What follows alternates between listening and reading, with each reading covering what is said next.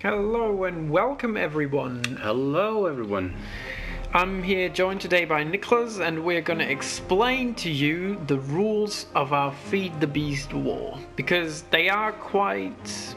Look, I wouldn't call them difficult, but Quite they are complex. complex, yeah. Let's call them complex. And there's a lot of rules, actually. Yeah, so we get a better understanding of what is going on. First, there are... How many ages are there? I think it's 7. Yeah, it's 7. So there are the Wooden Ages, the Stone Ages, the Iron Ages, the Dark Ages, Industrial Ages, and Technology and Advanced Age. So you have to complete all the ages until you can move up to... until you can win the game, basically. Yeah.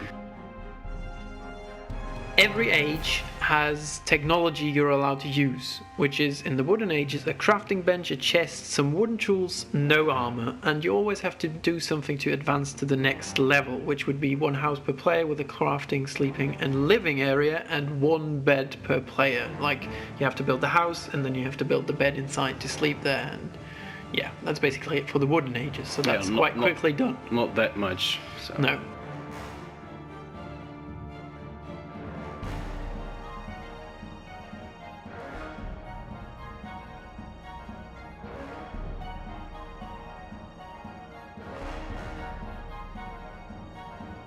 In the Stone Ages it gets a bit more complicated. You're allowed to use stone tools, obviously, leather armor, a bucket, and a furnace. But to advance you have to build a farm with 10 crops per player and a barricade around it of some sort. It might be just, I don't know, dirt.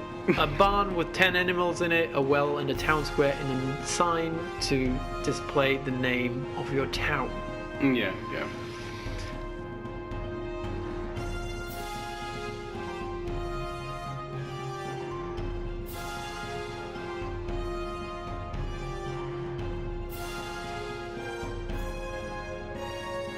So, if we come to the next stages, it's the Iron Age, and here is where things get actually interesting. Yeah, you're just allowed, basically allowed to use the iron tools for the first time.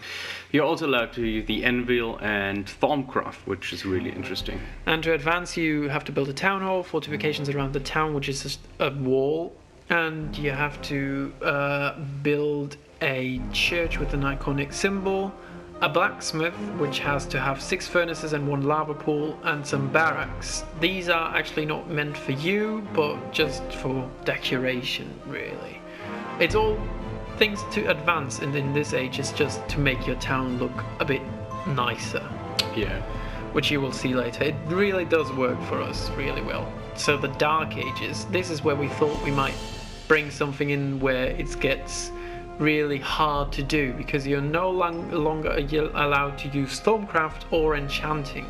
But for the first time you're allowed to use diamond tools, so you might think this is the first opportunity to get some obsidian.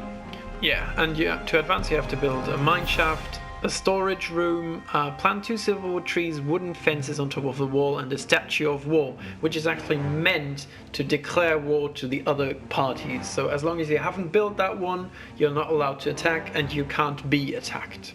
That is very important to know.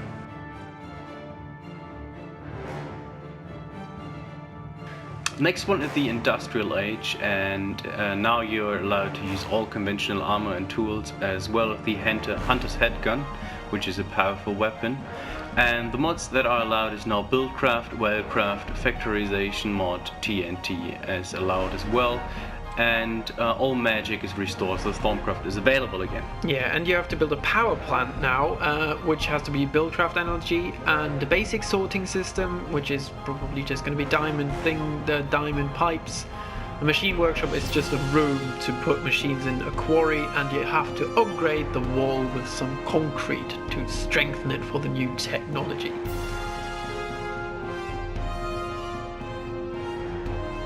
Now we're coming to the Technology Age.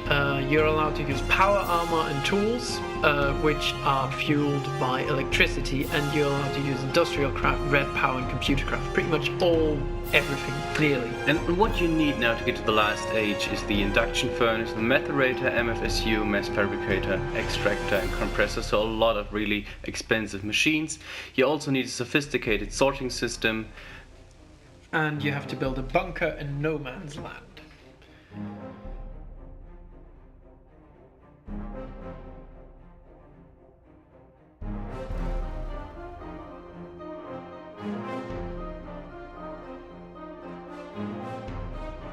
Okay, the advanced stage is the one where you are actually able to win the game.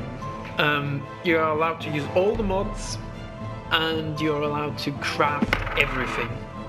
Yeah, and the final, what you have to do to win the game is to build a portal gun, which requires, for example, a nether star. So you have to start farming wither skeletons to get some wither skulls. It's a pain, let's just put it that way. It's a really big pain.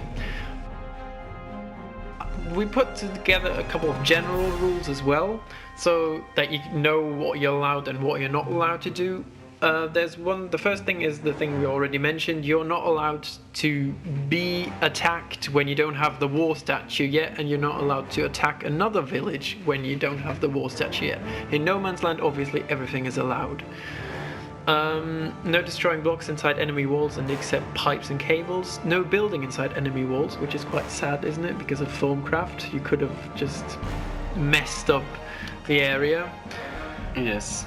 And you're not allowed to steal out of chests, machines, and stealing out of chests is allowed, and machines and everything, of course, the upgrades are not allowed to be stolen. But I hope you enjoyed, and I hope you're really hot for the game now, and hopefully the first session will be up as soon as possible. Yeah. Maybe even with this video. And feel free to give it a try and give us your comments below and say what you think about the rules and what we should probably change or add for future sessions of it. Exactly. So, thanks everyone for watching. See you next time. Bye bye.